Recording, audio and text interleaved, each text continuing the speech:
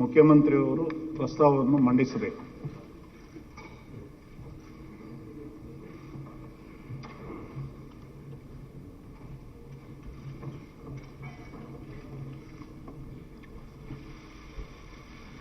ಗೌರವಾನ್ವಿತ ಸನ್ಮಾನ್ಯ ಅಧ್ಯಕ್ಷರೇ, ಗೌರವಾನ್ವಿತ ಎಲ್ಲ ಸದನದ ಸನ್ಮಾನ್ಯ ಸದಸ್ಯರೇ, ನಮ್ಮ ಪ್ರಧಾನಿ ನರೇಂದ್ರ ಮೋದಿಯವರು ರಾಷ್ಟ್ರೀಯ ಅಧ್ಯಕ್ಷ ಅಮಿತ್ ಶಾ ಜಿಯವರು ನನ್ನನ್ನು 14 ಏಪ್ರಿಲ್ 2016 ಡಾಕ್ಟರ್ ಬಾಬಾ ಸಾಹೇಬ್ ಅಂಬೇಡ್ಕರ್ ಅವರ ಜಯಂತಿ ದಿವಸ ಅಧ್ಯಕ್ಷನನ್ನಾಗಿ ಮಾಡಿ ಮುಂದಿನ ಮುಖ್ಯಮಂತ್ರಿ ನೀವು ಅಂತ ಘೋಷಣೆಯನ್ನು ಮಾಡಿದರು. ಈ ಗೌರವಾನ್ವಿತ ಸದಸ್ಯರೆಲ್ಲರಿಗೂ ಗೊತ್ತಿರೋ ಹಾಗೆ ಈ ದೇಶದ ಯಾವುದೇ ರಾಜ್ಯದಲ್ಲಿ ಪ್ರಧಾನಮಂತ್ರಿಗಳು ಯಾವುದೇ ಚುನಾವಣೆಗೆ ಮುನ್ನ ಮುಖ್ಯಮಂತ್ರಿ ಅಂತ ಘೋಷಣೆ ಮಾಡಿದಂತ ಉದಾಹರಣೆ ಇಲ್ಲ. ಗೊತ್ತಾಯ್ತು ನನಗೆ. ಪ್ರಸ್ತಾವ ಮಾಡಿಸಬೇಕು, ಮೋಷನ್ ಮಾಡಬೇಕು, ಮೋಷನ್ ಮಾಡಿದ ಓಕೆ, ಮೋಷನ್ ಮಾಡಿ, ಮೋಷನ್ ಮಾಡಿ.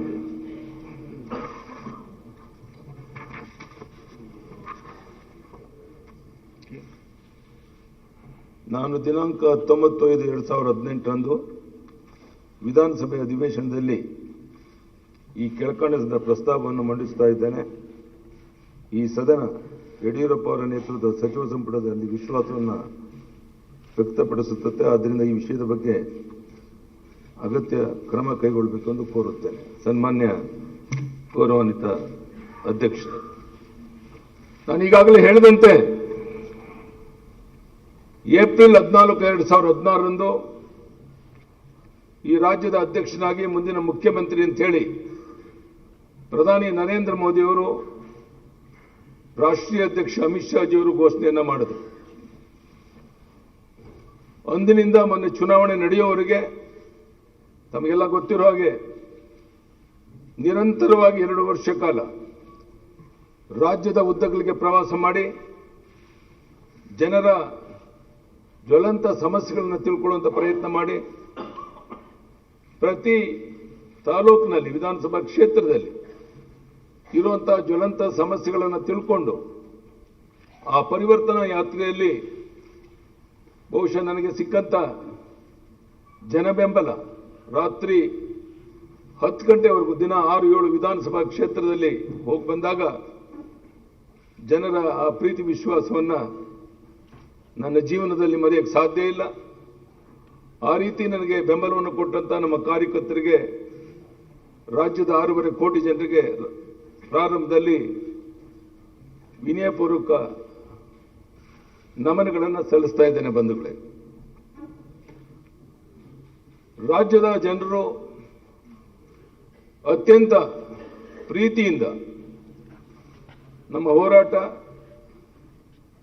ಪ್ರಧಾನಿ ನರೇಂದ್ರ ಮೋದಿಯವರ 4 ವರ್ಷದ ಜಗತ್ತು ಅಚ್ಚರಿ ಪಡುವಂತಹ ಒಂದು ಆಡಳಿತ, ನಮ್ಮ 5 ವರ್ಷ ಹಿಂದಿನ ಆಡಳಿತ, ಈ ಸರ್ಕಾರದ ವೈಫಲ್ಯತೆ ವಿರುದ್ಧ, ಹಿಂದಿನ ಸರ್ಕಾರದ ವೈಫಲ್ಯತೆ ವಿರುದ್ಧ ನಮಗೆ 104 ವಿಧಾನಸಭಾ ಕ್ಷೇತ್ರಗಳನ್ನು ಗೆಲ್ಲಿಸಿ ಆಶೀರ್ವಾದವನ್ನು ಮಾಡಿದರು. ತಮಗೆಲ್ಲ ಗೊತ್ತಿದೆ, ನಾವು ಕೇವಲ 40 ಜನ ಶಾಸಕರಿದ್ದ 104 ಶಾಸಕರಾದ. ಆದರೆ ರಾಜ್ಯದ ಜನ ಕಾಂಗ್ರೆಸ್ ಅನ್ನ, ಜೆಡಿಎಸ್ ಅನ್ನ, ಅವರೆಷ್ಟು ಶಾಸಕರು ಗೆದ್ದಿದ್ರು ಅದಕ್ಕಿಂತ ಕಡಿಮೆ ಶಾಸಕರನ್ನು ಆಯ್ಕೆ ಮಾಡೋದ್ರ ಮೂಲಕ ಜನ ತಿರಸ್ಕಾರ ಮಾಡಿದಂಥದ್ದು ಇಡೀ ರಾಜ್ಯದ ಜನತೆಗೆ ಗೊತ್ತಿರುವಂತಹ ವಿಷಯ. ಜನಾದೇಶ ಕಾಂಗ್ರೆಸ್ ಪಕ್ಷಕ್ಕೆ ಸಿಗಲಿಲ್ಲ, ಜೆಡಿಎಸ್ ಸಿಗಲಿಲ್ಲ. ಪರಸ್ಪರ ಆರೋಪ ಪ್ರತ್ಯಾರೋಪ, ನಿಮ್ಮ ಅಪ್ರಾಣೆ ನೀನು ಮುಖ್ಯಮಂತ್ರಿ ಆಗಲ್ಲ, ನಿನ್ನ ಅಪ್ರಾಣೆ ನೀನು ಮುಖ್ಯಮಂತ್ರಿ ಆಗಲ್ಲ, ಪದೇ ಪದೇ ಈ ಮಾತುಗಳು ಜನರ ಕಿವಿಗೆ ಬಿದ್ದು ನಾವೇನು ಪ್ರಜಾತಂತ್ರ ವ್ಯವಸ್ಥೆಯಲ್ಲಿ ಇದ್ದೇವೋ ಎಲ್ಲಿದ್ದೇವೋ ಅಂತೇಳಿ ಜನ ನೊಂದ್ಕೊಳ್ಳೋ ರೀತಿಯ ನಡವಳಿಕೆಗಳು ನಡೆದಂತಹದ್ದು ಎಲೆಕ್ಟ್ರಾನಿಕ್ ಮೀಡಿಯಾ, ಪ್ರಿಂಟ್ ಮೀಡಿಯಾದಲ್ಲಿ ಏನೆಲ್ಲ ಬಹಿರಂಗವಾಗಿದೆ ಅನ್ನೋದನ್ನು ನಾನು ಹೇಳುವಂತ ಅಗತ್ಯ ಇಲ್ಲ.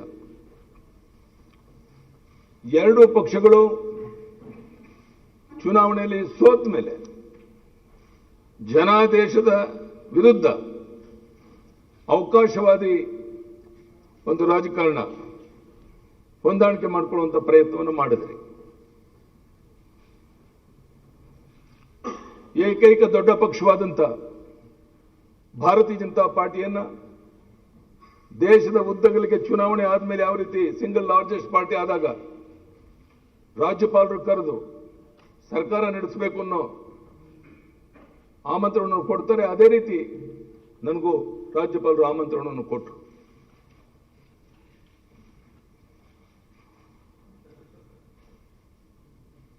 ದುಃಖ ತರುವಂತ ಸಂಗತಿ ಅಂದ್ರೆ ಇವತ್ತು ನಾವು ನಿಮ್ಮೆಲ್ಲ ಒಟ್ಟಿಗೆ ಯೋಚನೆ ಮಾಡಬೇಕಾಗಿದೆ. ಈ ನಾಡಿಗೆ ಅನ್ನ ಕೊಡುವಂತ ಅನ್ನದಾತ, ರೈತ, ಕೃಷಿ ಕಾರ್ಮಿಕ, ಕುಡಿಯೋ ನೀರು ಸಮಸ್ಯೆ, ನೀರಾವರಿ ಯೋಜನೆಗಳ ಅನುಕೂಲ ಇಲ್ಲದೆ ಇರುವಂತಹದ್ದು, ಬೆಳೆದಂತ ಬೆಳೆಗೆ ಒಂದು ವೈಜ್ಞಾನಿಕ ಬೆಲೆ ಸಿಗದೆ ಇರುವಂತಹದ್ದು, ಇದೆಲ್ಲದರ ಪರಿಣಾಮ ಸುಮಾರು 3,750ಕ್ಕೂ ಹೆಚ್ಚಿನ ರೈತರು ಆತ್ಮಹತ್ಯೆ ಮಾಡಿಕೊಂಡಂತಹದ್ದು ನಮ್ಮೆಲ್ಲರಿಗೂ ಗೊತ್ತಿರುವಂತ ಸಂಗತಿ. ಇಂಥ ನೊಂದ ಬೆಂದ ಈ ನಾಡಿನ ರೈತ ಸಮುದಾಯಕ್ಕೆ ಒಂದು ನ್ಯಾಯ ಒದಗಿಸಬೇಕು. ನೀರಾವರಿ ಯೋಜನೆಗೆ ಆದ್ಯತೆ ಕೊಡಬೇಕು. ರೈತ ಬೆಳೆದಂತ ಬೆಳೆಗೆ ಒಂದು ವೈಜ್ಞಾನಿಕ ಬೆಲೆ ಕೊಡಬೇಕು. ಅವನು ನೆಮ್ಮದಿಯಿಂದ, ಗೌರವದಿಂದ, ಸ್ವಾಭಿಮಾನದ ಬಾಳಿ ಬದುಕಬೇಕು. ಅದಕ್ಕಾಗಿ ನನ್ನ ಸರ್ವಸ್ವವನ್ನು ತ್ಯಾಗ ಮಾಡಬೇಕು ಅಂತೇಳಿ ನಿರ್ಧಾರ ಮಾಡಿ ರಾಜ್ಯದ ಉದ್ದಗಲಿಗೆ ಪ್ರವಾಸ ಮಾಡಿದೆ.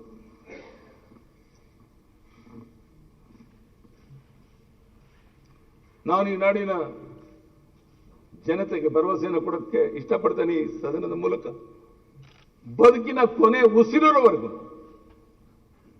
ಈ ನಾಡಿಗೆ ಅನ್ನ ಕೊಡುವಂತ ಅನ್ನದಾತ ನನ್ನ ರೈತ ನೆಮ್ಮದಿಯಿಂದ, ಗೌರವದಿಂದ, ಸ್ವಾಭಿಮಾನದಿಂದ ಬಾಳಿ ಬದುಕಬೇಕಾಗಿದೆ. ಅದಕ್ಕೆ ಎಲ್ಲರೂ ಒಟ್ಟಾಗಿ ಸೇರಿ ಶ್ರಮ ಹಾಕಬೇಕಾಗಿದೆ. ಇದು ನಮ್ಮೆಲ್ಲರ ಆದ್ಯ ಕರ್ತವ್ಯ ಅಂತ ನಾನು ತಿಳ್ಕೊಂಡಿದ್ದೇನೆ. ಸ್ವಾತಂತ್ರ್ಯ ಬಂದ ಇಷ್ಟು ವರ್ಷಗಳ ನಂತರವೂ ಸಹ ನಾವು ನೀರಾವರಿ ಯೋಜನೆಗಳನ್ನ ಪೂರ್ಣ ಮಾಡೋಕ್ಕಾಗಲಿಲ್ಲ. ರೈತನ ಹೊಲಕ್ಕೆ ನೀರು ಕೊಡೋಕ್ಕಾಗಲಿಲ್ಲ. ರೈತ ಬೆಳೆದ ಬೆಳೆಗೆ ವೈಜ್ಞಾನಿಕ ಬೆಲೆ ಕೊಡೋಕ್ಕಾಗಲಿಲ್ಲ. ಸಂಕಷ್ಟದಲ್ಲಿ ಸಿಕ್ಕಿ ರೈತ ನರಳ್ತಾ ಇರುವಂತ ಒಂದು ದಾರುಣ ಪರಿಸ್ಥಿತಿ ಈ ನಾಡಿನ ಉದ್ದಗಲಿಕ್ಕೆ ನೋಡ್ತಾ ಇದ್ದೇವೆ. ಕುಡಿಯೋ ನೀರಿನ ಹಾಹಾಕಾರ. ಸ್ವಾತಂತ್ರ್ಯ ಬಂದಿಷ್ಟು ವರ್ಷಗಳಾದರೂ ನಾವು ಶುದ್ಧ ಕುಡಿಯೋ ನೀರನ್ನ ಬೆಂಗಳೂರು ಸೇರಿ ಬಹುತೇಕ ಸ್ಥಳಗಳಿಗೆ ಶುದ್ಧವಾದ ಕುಡಿಯೋ ನೀರು ಕೊಡಕ್ಕಾಗಲಿಲ್ಲ. ರೈತನ ಹೊಲಕ್ಕೆ ನೀರು ಕೊಡಕ್ಕಾಗಲಿಲ್ಲ. ಕೆರೆ ಕಟ್ಟೆಗಳನ್ನ ತುಂಬಿಸ್ತಿಲ್ಲ. ಜನರ ಸಂಕಷ್ಟಕ್ಕೆ ಸ್ಪಂದಿಸ್ತಿಲ್ಲ. ರೈತ, ಪರಿಶಿಷ್ಟ ಜಾತಿ, ಪರಿಶಿಷ್ಟ ವರ್ಗ, ಹಿಂದುಳಿದ ವರ್ಗ ಎಲ್ಲ ಜನ ಒಂದೇ ರೀತಿ ಕಣ್ಣೀರಿಡುವಂತ ಸಂದರ್ಭದಲ್ಲಿ, ಈ ಆಡಳಿತ ವ್ಯವಸ್ಥೆ ಬಗ್ಗೆ ಬೇಸತ್ತಿರುವಂತ ಸಂದರ್ಭದಲ್ಲಿ ಚುನಾವಣೆ ಆಯಿತು. ಪ್ರಜಾತಂತ್ರ ವ್ಯವಸ್ಥೆನಲ್ಲಿ ಯಾರು ಎಷ್ಟು ಸೀಟ್ ಗೆದ್ರು ಅನ್ನೋದು ಬಹಳ ಮಹತ್ತರವಂತ ವಿಷಯ ಅಲ್ಲ. ಆದರೆ ಜನ ಈ ವ್ಯವಸ್ಥೆ ಬಗ್ಗೆ ಆಕ್ರೋಶಗೊಂಡದನ್ನ ನಾವು ನೀವೆಲ್ಲ ನಾಡಿನ ಉದ್ದಗಲೇ ಓಡಾಟ ಮಾಡಿದಿರುವಂತ ಸಂದರ್ಭದಲ್ಲಿ ಕಂಡಿದ್ದೇವೆ, ನೋಡಿದ್ದೇವೆ. ನಿಮಗೆಲ್ಲ ಗೊತ್ತಿದೆ. ಕಳೆದ 5 ವರ್ಷಗಳಲ್ಲಿ ಅನೇಕ ಏಳುಬೀಳುಗಳನ್ನು ನಾನು ಕಂಡಿದ್ದೇನೆ. ಯಾವುದೋ ಮರ್ಜಿನಲ್ಲಿ ರಾಜಕೀಯ ಮಾಡಿದಂಥವನಲ್ಲ ನಾನು. ಹೋರಾಟದ ಮೂಲಕ ಜನರ ಪ್ರೀತಿ ವಿಶ್ವಾಸ ಗಳಿಸಿ, ಜನರ ಸಂಕಷ್ಟಕ್ಕೆ ಸ್ಪಂದಿಸಿ, ಒಬ್ಬರು ಇಬ್ಬರು ಶಾಸಕರಿದ್ದರು. ಇಲ್ಲಿ ಇಬ್ಬರೇ ಶಾಸಕರಿದ್ದಾಗ ಅಲ್ಲಿ ಕುಂತು ಯಾವ ರಾಜೇಂದ್ರ ಅರಣ್ಯ ಸಚಿವರಾಗಿದ್ದ ಕಾಲದಲ್ಲಿ ಅನ್ನಾಥರೈಸ್ ಕಲ್ಟಿವೇಶನ್ ಮಾಡಿದಂತ ನಮ್ಮ ರೈತ ಆ C&D ಲ್ಯಾಂಡ್ ವರ್ಗಾವಣೆ ಮಾಡಿ ಅವರಿಗೆ ಅನ್ಯಾಯ ಆಗುವಂತ ಸಮಯದಲ್ಲಿ ಅಲ್ಲಿ ಕುಂತು ಕಣ್ಣೀರಾಕಿ ಇಬ್ಬರೇ ಶಾಸಕರಿದ್ದರು. ವಸಂತ ಬೇಗರ ಕೈ ಬಿಟ್ಟಾಗಿತ್ತು ನನ್ನನ್ನು. ಬಹುಶಃ ಕರ್ನಾಟಕ ರಾಜ್ಯದ ಇತಿಹಾಸದಲ್ಲಿ ಒಬ್ಬನೇ ಅಲ್ಲಿ ನಿಂತು ಈ ಅನ್ನಾಥರೈಸ್ ಕಲ್ಟಿವೇಶನ್ ಮಾಡಿದಂತ ರೈತ ಸಮೂಹಕ್ಕೆ, ಬಡವರಿಗೆ, ಕೃಷಿ ಕಾರ್ಮಿಕರಿಗೆ 2 ಹೊತ್ತು ಗಂಜಿಗೆ ದಾರಿ ಮಾಡಿಕೊಂಡಂತವರ ಆ ಜಮೀನನ್ನ ಉಳಿಸುವಂತ ಪ್ರಯತ್ನ ಮಾಡಿದಂತಹದ್ದು ನನ್ನ ಜೀವನದಲ್ಲಿ ನಾನು ಮರೆಯಕ್ಕಾಗೋದಿಲ್ಲ. ಯಾರು ಜೀತದಾಳುಗಳಿದ್ದಾರೆ ಅವರ ಸಮಸ್ಯೆಗಳ ತಗೊಂಡು ನಿರಂತರವಾದ ಹೋರಾಟ, ಬಸವನ ಬಾಗೇವಾಡಿ, ಬಸವ ಕಲ್ಯಾಣ, ಬನವಾಸಿ, ನಾಡಿನ ಉದ್ದಗಲಕ್ಕೆ ನಿರಂತರ ಹೋರಾಟ, ಚಳುವಳಿ, ಪಾದಯಾತ್ರೆಗಳು ಎಂದೂ ಸಹ ಕೈ ಕಟ್ಕೊಂಡು ನಾನು ಕುಂತ್ಕೊಳ್ಳಿ.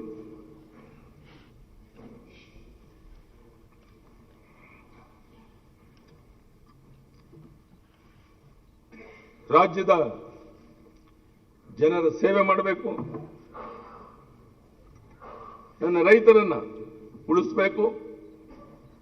ಏಕೈಕ ಹಂಬಲ ನನ್ನಲ್ಲಿದೆ. ಅದಕ್ಕಾಗಿ ನನ್ನ ಜೀವನವನ್ನು ರೈತ ಸಮೂಹಕ್ಕಾಗಿ ಮುಡುಪಟ್ಟಿದ್ದೇನೆ. ಮುಂದೆ ಸಹ ಬದುಕಿನ ಕೊನೆ ಉಸಿರಿನವರೆಗೂ ಈ ನಾಡಿನ 6.5 ಕೋಟಿ ಜನ ರೈತರ ಕಣ್ಣೀರನ್ನು ಒರೆಸಿ ಅವನ ನೆಮ್ಮದಿಯಿಂದ, ಗೌರವದಿಂದ, ಸ್ವಾಭಿಮಾನದಿಂದ ಬಾಳಿ ಬದುಕುವಂತ ವ್ಯವಸ್ಥೆ ಮಾಡೋದಕ್ಕೆ ನನ್ನ ಜೀವನವನ್ನು ಮುಡುಪಾಗಿಟ್ಟಿರ್ತೇನೆ ಅನ್ನುವಂಥ ಭರವಸೆಯನ್ನ ಈ ನಾಡಿನ ಜನರಿಗೆ ಈ ಸಂದರ್ಭದಲ್ಲಿ ಕೊಡಕ್ಕೆ ನಾನು ಇಚ್ಛೆ ಪಡ್ತೇನೆ. ನಾನು ಯೋಚನೆಯನ್ನ ಮಾಡಿದ್ದೆ, ರಾಷ್ಟ್ರೀಕೃತ ಬ್ಯಾಂಕ್ನಲ್ಲಿ ಪಡೆದ ಸಾಲ 1 ಲಕ್ಷದವರೆಗೆ ಸಾಲ ಮನ್ನಾ ಮಾಡಬೇಕು, ಸಹಕಾರಿ ಸಂಘದ 1 ಲಕ್ಷದವರೆಗೆ ಸಾಲ ಮನ್ನಾ ಮಾಡಬೇಕು, ನೇಕಾರ ಸಮುದಾಯಕ್ಕೆ 1 ಲಕ್ಷದವರೆಗೆ ಸಾಲ ಮನ್ನಾ ಮಾಡಬೇಕು, 1.5 ಲಕ್ಷ ಕೋಟಿ ನೀರಾವರಿಗೆ ಎಷ್ಟೇ ಕಷ್ಟ ಆಗಲಿ ಬೇರೆ ಕಾರ್ಯಕ್ರಮ ನಿಲ್ಲಿಸಿದ್ರೂ ಪರವಾಗಿಲ್ಲ, ನೀರಾವರಿಗೆ ಆದ್ಯತೆಯನ್ನು ಕೊಡಬೇಕು, ಕೆರೆಕಟ್ಟನ್ನು ತುಂಬಿಸಬೇಕು, ಒಂದು 5,000 ಕೋಟಿ ಆವರ್ತಿಯನ್ನು ನಿಧಿಯನ್ನು ತೆಗೆದಿಟ್ಟು ರೈತ ಬೆಳೆದಿಂದ ಬೆಳೆಗೆ ಒಂದು ಬೆಂಬಲ ಬೆಲೆಯನ್ನು ಕೊಡಬೇಕು, ವೃದ್ಧಾಪ್ಯ ವೇತನ, ವಿಧವಾ ವೇತನ, ಅಂಗವಿಕಲ ವೇತನ ಹೆಚ್ಚು ಮಾಡಬೇಕು. ಈ ರಾಜ್ಯದ ಕೃಷಿ ಕಾರ್ಮಿಕ ನೆಮ್ಮದಿಯಿಂದ ಬದುಕಬೇಕು. ಪರಿಶಿಷ್ಟ ಜಾತಿ, ಪರಿಶಿಷ್ಟ ವರ್ಗ, ಹಿಂದುಳಿದ ವರ್ಗ. ನಾನು ಒಂದು ಬಾರಿ ಬೆಂಗಳೂರು ಸ್ಲಮ್ ಅಲ್ಲಿ ಮಲಗಿದ್ದೆ, ನಿಮಗೆಲ್ಲ ಗೊತ್ತಿದೆ. ಅಲ್ಲಿಯ ಸ್ಥಿತಿಗತಿಯನ್ನು ತಿಳ್ಕೊಳ್ಳೋಕ್ಕೋಸ್ಕರ, ಈ ನಾಡಿನ ಪರಿಶಿಷ್ಟ ಜಾತಿ, ಪರಿಶಿಷ್ಟ ವರ್ಗದ ಜನರ ಸಂಕಷ್ಟವನ್ನು ತಿಳ್ಕೊಳ್ಳೋಕ್ಕೋಸ್ಕರ ಒಂದು 60-70 ಮನೆಗಳಲ್ಲಿ ಹೋಗಿ ಅಲ್ಲಿ ಉಪಹಾರ ಸ್ವೀಕಾರ ಮಾಡಿ ಅವ್ರ ಜೊತೆಗೆ ಒಂದಿನ ಅರ್ಧ ದಿವಸ ಕಾಲವನ್ನು ಕಳೆದೆ. ಅನೇಕ ರೀತಿಯ ಹಗುರವಾದ ಮಾತುಗಳು ನಾನು ಕೇಳಿದೆ. ಏನು ಚಿಂತೆ ಇಲ್ಲ, ನನ್ನ ಕರ್ತವ್ಯವನ್ನು ನಿರ್ವಹಿಸ್ತೇನೆ. ಇವತ್ತು ಆ ಸ್ಲಮ್ಗಳಲ್ಲಿರುವಂಥ ಸ್ಥಿತಿ ಕೇವಲ 5 ಅಡಿ ಅಗಲ ಉದ್ದದಲ್ಲಿ ಆ ಮನೆಯಲ್ಲಿ ಮನಗಿದಾಗ 3, 4, 5, 6 ಜನ ಇರುವಂತಹ ಕುಟುಂಬ ಹೇಗೆ ಬದುಕಿರಬೇಕು, ಎಲ್ಲಿ ಊಟ ಮಾಡಬೇಕು, ಎಲ್ಲಿ ಸ್ನಾನ ಮಾಡಬೇಕು, ಇದು ನಮ್ಮನ್ನು ಕಿತ್ತು ತಿಂತಾ ಇರುವಂತಹ ಜ್ವಲಂತ ಸಮಸ್ಯೆ. ಈ ರೀತಿಯ ಸಮಸ್ಯೆಗಳನ್ನು ಬಗೆಹರಿಸಬೇಕು. 5 ವರ್ಷದ ಹಿಂದೆ ಆಲಮಟ್ಟೆ ಅಣೆಕಟ್ಟನ್ನು 519 ಮೀಟರಿಂದ 524 ಮೀಟರ್ಗೆ ಏರಿಸೋದಕ್ಕೆ ಅನುಮತಿ ಸಿಕ್ಕ ಮೇಲೂ ಸಹ ನಿಮ್ಮ ಸರ್ಕಾರ ಆ ಬಗ್ಗೆ ಏನು ಗಮನ ಕೊಡಲಿಲ್ಲ. ನಾನು ತೀರ್ಮಾನ ಮಾಡಿದ್ದೆ, ತಕ್ಷಣ 524 ಮೀಟರ್ಗೆ ಏರಿಸಿ ಆ ಮುಳುಗಡೆ ಆದಂಥ ಭೂಮಿಯನ್ನ ಸುಮಾರು 20-25 ಲಕ್ಷ ಪರಿಹಾರ ಕೊಟ್ಟು ಸ್ಥಳಾಂತರ ಮಾಡಿ ಗ್ರಾಮಗಳನ್ನು ಅವರಿಗೆ ನೆರವು ಕೊಡಬೇಕು. ಅದಕ್ಕಾಗಿ 1.5 ಲಕ್ಷ ಕೋಟಿ ರೂಪಾಯಿ ನೀರಾವರಿಗೆ ಇಡಬೇಕು ಅನ್ನುವಂಥ ಸಂಕಲ್ಪ ನಾವು ಮಾಡಿದಂಥದ್ದು. ಎಲ್ಲೆಲ್ಲಿ ಜಲಾಶಯಗಳಿದೆ ಆ ಜಲಾಶಯಗಳನ್ನು ತಂದು ನೀರನ್ನು ತಂದು ಕೆರೆ ಕಟ್ಟನ್ನು ತುಂಬಿಸಬೇಕಾಗಿದೆ. ಪ್ರಧಾನಮಂತ್ರಿ ನರೇಂದ್ರ ಮೋದಿ ಅವರು ಹೇಳಿದ್ದಾರೆ, ಈ ಕರ್ನಾಟಕದಲ್ಲೂ ಸಹ 6 ನದಿಗಳ ಜೋಡಣೆ ಆಗಬೇಕು ಅನ್ನುವಂಥ ಅಪೇಕ್ಷೆ, ಪ್ರಯತ್ನ ಮುಂದುವರೆದಿದೆ. ಗೌರವಾನ್ವಿತ ಸದಸ್ಯರಿಗೆ ಹೇಳಕ್ಕೆ ಇಚ್ಛೆ ಪಡ್ತಾನೆ, ಪ್ರಧಾನಿ ನರೇಂದ್ರ ಮೋದಿ ಅವರು ಇಲ್ಲಿ ಕಾಂಗ್ರೆಸ್ ಸರ್ಕಾರ ಇದ್ದ ಕಾಲದಲ್ಲೂ ಸಹ ಕರ್ನಾಟಕ ರಾಜ್ಯಕ್ಕೆ ರೈಲ್ವೆ ಯೋಜನೆಗೆ, ರಾಷ್ಟ್ರೀಯ ಹೆದ್ದಾರಿಗಳಿಗೆ, ಮೆಟ್ರೋಗೆ ಏನೇನು ಹಣಕಾಸಿನ ನೆರವು ಬೇಕು ಬೇರೆ ರಾಜ್ಯಗಳಿಗೆ ಹೆಚ್ಚುವರಿಯಾಗಿ ಕೊಟ್ಟಂತಹದ್ದು. 14ನೇ ಹಣಕಾಸಿನ ಯೋಜನೆಯಲ್ಲಿ ಯಾವ ಪ್ರಮಾಣದಲ್ಲಿ ಹಣ ಬಂತು ನಾನು ಮಾಹಿತಿ ವಿವರಕ್ಕೆ ಹೋಗೋದಿಲ್ಲ, ಸಂದರ್ಭನೂ ಅವಕಾಶ ಅಗತ್ಯನೂ ಇದೆ. ಆದರೆ ಒಂದು ಮಾತನ್ನು ಹೇಳ್ತೇನೆ, ಪ್ರಧಾನಿ ನರೇಂದ್ರ ಮೋದಿ ಅವರು ಇಲ್ಲಿ ಕಾಂಗ್ರೆಸ್ ಸರ್ಕಾರ ಇದ್ರೂ ಸಹ ಇಲ್ಲಿ ಬೇಕಾದಂಥ ಯೋಜನೆಗಳನ್ನ, ಕಾರ್ಯಕ್ರಮಗಳಿಗೆ ಹಣಕಾಸಿನ ನೆರವನ್ನು ಕೊಡೋದಕ್ಕೆ ಯಾವುದೇ ರೀತಿಯ ಭೇದ ಭಾವನೆ ಮಾಡಲಿಲ್ಲ. ಇದನ್ನು ನಮ್ಮ ಗೌರವಾನ್ವಿತ ಸದಸ್ಯರು ಒಪ್ಪುತ್ತಾರೆ ಅಂತ ನಾನು ತಿಳ್ಕೊಂಡಿದ್ದೇನೆ. ನನ್ನ ಆಸೆ ಇತ್ತು. ಅಲ್ಲಿ ಪ್ರಧಾನಿ ನರೇಂದ್ರ ಮೋದಿಯವರ ಸರ್ಕಾರ, ಇಲ್ಲಿ ನಮ್ಮ ಸರ್ಕಾರ, ಯಡಿಯೂರಪ್ಪನ ಸರ್ಕಾರ ಹೆಚ್ಚುವರಿ ಹಣವನ್ನು ತಂದು ರಾಜ್ಯವನ್ನು ಈ ದೇಶದಲ್ಲೇ ಒಂದು ಮಾದರಿ ರಾಜ್ಯವನ್ನಾಗಿ ಮಾಡಬೇಕು. ಗೌರವಾನ್ವಿತ ಸದಸ್ಯರು ನಾನು ಹೇಳಕ್ಕೆ ಇಚ್ಛೆ ಪಡ್ತೇನೆ, ನಮಗೇನು ಕಡಿಮೆ ಇಲ್ಲ ಸ್ವಾಮಿ. ಭಗವಂತನ ದಯದಿಂದ ವಿಶಾಲವಾದ ಭೂಮಿ ಇದೆ, ದಟ್ಟವಾದ ಅರಣ್ಯ ಪ್ರದೇಶ ಇದೆ. ಇಲ್ಲಿ ಸಿಗುವಷ್ಟು ಖನಿಜ ಸಂಪತ್ತು ಬೇರೆ ಎಲ್ಲೂ ಸಿಗೋದಿಲ್ಲ. ಎಲ್ಲವೂ ಇದೆ. ಪ್ರಾಮಾಣಿಕ ಕೈಗಳ ಕೊರತೆಯಿಂದ ನಮ್ಮ ನಾಡನ್ನ ಯಾವ ರೀತಿ ಅಭಿವೃದ್ಧಿ ಪದದಲ್ಲಿ ತಗೊಂಡೋಗಬೇಕಾಗಿತ್ತೋ ಅದಾಗಲಿಲ್ಲ ಅಂತ ನೋವು ಈ ನಾಡಿನ ಜನ ಕಿತ್ತು ತಿಂತಾ ಇರುವಂತ ಒಂದು ಸಂದರ್ಭದಲ್ಲಿ ಚುನಾವಣೆ ಫಲಿತಾಂಶ ಬಂದಿದೆ.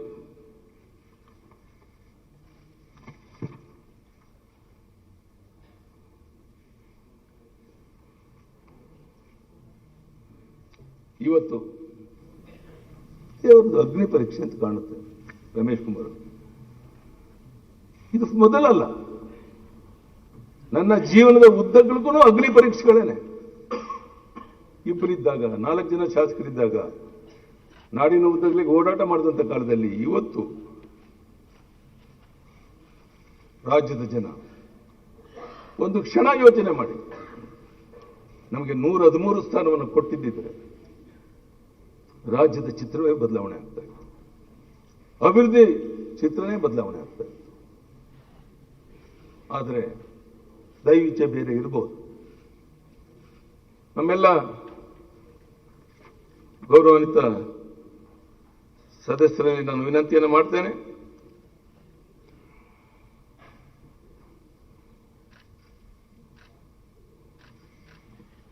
ಈ ಪ್ರಜಾತಂತ್ರ ವ್ಯವಸ್ಥೆ ಬಗ್ಗೆ ವಿಶ್ವಾಸ ಇರೋದ ಪಾರ್ಟಿ ಭಾರತೀಯ ಜನತಾ ಪಾರ್ಟಿ. ನಾನು ನಿರೀಕ್ಷೆ ಮಾಡಿದ್ದೆ ಆ ಭಾಗದಲ್ಲಿ ಕೂತ ನಮ್ಮ ಶಾಸಕರು ಇವತ್ತಿನ ರಾಜಕೀಯ ಪರಿಸ್ಥಿತಿನಲ್ಲಿ ಕೇಂದ್ರದಲ್ಲಿ ನರೇಂದ್ರ ಮೋದಿ ಸರ್ಕಾರದಲ್ಲಿ ಯಡಿಯೂರಪ್ಪನ ಸರ್ಕಾರ ಆದರೆ ಯಾವ ರೀತಿ ಬದಲಾವಣೆ ಆಗ್ಬೋದು ಅಂತ ಕೆಲವರು ಸಹಕಾರ ಕೊಡ್ತೇವೆ ಅಂತ ಒಪ್ಕೊಂಡಿದ್ರು. ರಾಜಕಾರಣದಲ್ಲಿ ಪ್ರಶ್ನೆ ಮಾಡಕ್ಕೆ ನಾನೇ ನಿರೀಕ್ಷೆ ಬೇರೆ, ವ್ಯತ್ಯಾಸಗಳಾಗಿರ್ಬೋದು. ಆದರೆ ನಾನು ರಾಜ್ಯದ ಜನತೆಗೆ ಭರವಸೆಯನ್ನು ಕೊಡ್ತೇನೆ, ನನ್ನ ಜೀವನದ ಕೊನೆಯ ಉಸಿರಿನವರೆಗೆ ರಾಜ್ಯದ ಉದ್ದಗಳಿಗೆ ಪ್ರವಾಸ ಮಾಡಿ ನಾಳೆ ಬರುವಂತಹ ಲೋಕಸಭಾ ಚುನಾವಣೆಯಲ್ಲಿ 28ಕ್ಕೆ 28 ಲೋಕಸಭಾ ಕ್ಷೇತ್ರವನ್ನು ಗೆದ್ದು ಪ್ರಧಾನಿ ನರೇಂದ್ರ ಮೋದಿ ಅವರಿಗೆ ಇದು ನಮ್ಮ ಕೊಡುಗೆ, ಕನ್ನಡ ನಾಡಿನ 6.5 ಕೋಟಿ ಜನರ ಕೊಡುಗೆ ಅನ್ನುವಂಥ ಕೆಲಸವನ್ನು ಮಾಡಕ್ಕೆ ನಾನು ಸಿದ್ಧ ಇದ್ದೇನೆ. ಇನ್ನು 5 ವರ್ಷ ಕಾಲ ಅಥವಾ ಮಧ್ಯದಲ್ಲಿ ಯಾವಾಗ ಚುನಾವಣೆ ಬರುತ್ತೆ ಗೊತ್ತಿಲ್ಲ. ಆ ಬಂದಾಗ ಕರ್ನಾಟಕ ರಾಜ್ಯದಲ್ಲಿ ಮತ್ತೊಮ್ಮೆ 150ಕ್ಕೂ ಹೆಚ್ಚು ಕ್ಷೇತ್ರವನ್ನು ಗೆದ್ದು ಇಡೀ ರಾಜ್ಯದಲ್ಲಿ ಕರ್ನಾಟಕ ರಾಜ್ಯವನ್ನು ಮಾದರಿ ರಾಜ್ಯವನ್ನಾಗಿ ಮಾಡಬೇಕು ಅನ್ನೋ ಸಂಕಲ್ಪದಿಂದ ಹಿಂದೆ ಸರಿಯುವ ಪ್ರಶ್ನೆ ಇಲ್ಲ. ಮತ್ತೆ ಈ ಅಧಿವೇಶನ ಮುಗಿದ ಮೇಲೆ ರಾಜ್ಯದ ಉದ್ದಗಲಕ್ಕೆ ಏನು ನಡೀತಾ ಇದೆ, ಏನಾಗಿದೆ, ಜನರಿಗೆ ಮನವರಿಕೆ ಮಾಡೋಕ್ಕೋಸ್ಕರ ನಾನು ಹೊರಡ್ತಾ ಇದ್ದೇನೆ. ನನಗೆ ಮತ ಕೊಟ್ಟು ಇಷ್ಟು ದೊಡ್ಡ ಒಂದು ಪಕ್ಷವನ್ನಾಗಿ ಆಯ್ಕೆ ಮಾಡಿ ಆಶೀರ್ವಾದ ಮಾಡಿದಂಥ ರಾಜ್ಯದ ಜನತೆಗೆ ನಾನು ನಮನಗಳನ್ನು ಸಲ್ಲಿಸ್ತೇನೆ. ಈ ರಾಜ್ಯದ ಜನಾದೇಶವನ್ನು ಸಾಕಾರಗೊಳಿಸೋದಕ್ಕೆ ಮತ್ತು ಅದರ ಮುಖಾಂತರ ಸಮಗ್ರ ಅಭಿವೃದ್ಧಿ ಮಾಡುವಂಥ ಉದ್ದೇಶದಿಂದ ನಾನು ರಾಜ್ಯದ ಶಾಸಕರಿಗೆ ಆತ್ಮಸಾಕ್ಷಿ ಮತವನ್ನು ಹಾಕಿದ್ದು ಕೇಳೋದು ನಿಜನ, ಕೆಲವ್ರ ಜೊತೆ ಮಾತನಾಡೋದು ನಿಜ, ಕೆಲವರು ಭರವಸೆ ಕೊಟ್ಟದ್ದು ನಿಜ. ಆದರೆ ನಿಮ್ಮ ಭಯಭೀತ ಶಾಸಕರನ್ನ ಕೂಡಾಕಿ ಪಾಪ ಅಲ್ಲಿ ಇರುವಂಥ ಶಾಸಕರ ಕರ್ಮಕಂಡ ಕರ್ಮಕತೆ ಕುಟುಂಬದವರಿಗೆ ಮೊಬೈಲಲ್ಲಿ ಮಾತನಾಡೋಕ್ಕೂ ಅವಕಾಶ ಕೊಡೋದ ರೀತಿಯಲ್ಲಿ, ಅಂದರೆ ಎಷ್ಟು ಮಟ್ಟಿಗೆ ನಿಮ್ಮ ಶಾಸಕರ ಬಗ್ಗೆನೇ ನಿಮ್ಗೆ ವಿಶ್ವಾಸ ಇರಲಿಲ್ಲ, ಅಪನಂಬಿಕೆ ಇತ್ತು ಅನ್ನುವಂಥದ್ದನ್ನು ಪ್ರತಿ ಕ್ಷಣ ಪತ್ರಿಕೆಯಲ್ಲಿ ಟಿವಿನಲ್ಲಿ ನೋಡಿ ನೋಡಿ ನೋಡಿ ಆ ಕುಟುಂಬದವ್ರ ಸ್ಥಿತಿ ಏನಾಗಿರ್ಬೋದು ಗೊತ್ತಿಲ್ಲ. ಇವತ್ತು ಸ್ವಲ್ಪ ನಿರಾಳದಿಂದ ನಮ್ಮ ಮನೆಯವರು ನೋಡ್ತಾ ಇದ್ದೇವೆ ಅಂತ ಅವ್ರ ನೆಮ್ಮದಿ ಸಿಕ್ಕಿರ್ಬೋದು ಅಂತ ನಾನು ತಿಳ್ಕೊಂಡಿದ್ದೇನೆ. ಬಂಧುಗಳೇ, ನನ್ನ ಜನಪರ, ದೀನದಲಿತರ ಪರ, ರೈತ ಪರ ಈ ಹೋರಾಟ ಅಧಿಕಾರದಲ್ಲಿರಲಿ, ವಿರೋಧ ಪಕ್ಷದಲ್ಲಿರಲಿ, ನನ್ನ ಜೀವನದ ಕೊನೆ ಉಸಿರುವರೆಗೂ ಕುಮಾರಸ್ವಾಮಿ ಅವರೇ ಹೋರಾಟ ಮಾಡ್ತೇನೆ. ಹೋರಾಟದ ಹಿನ್ನೆಲೆಯಲ್ಲಿ ಬಂದಿರುವಂತವನು ನಾನು.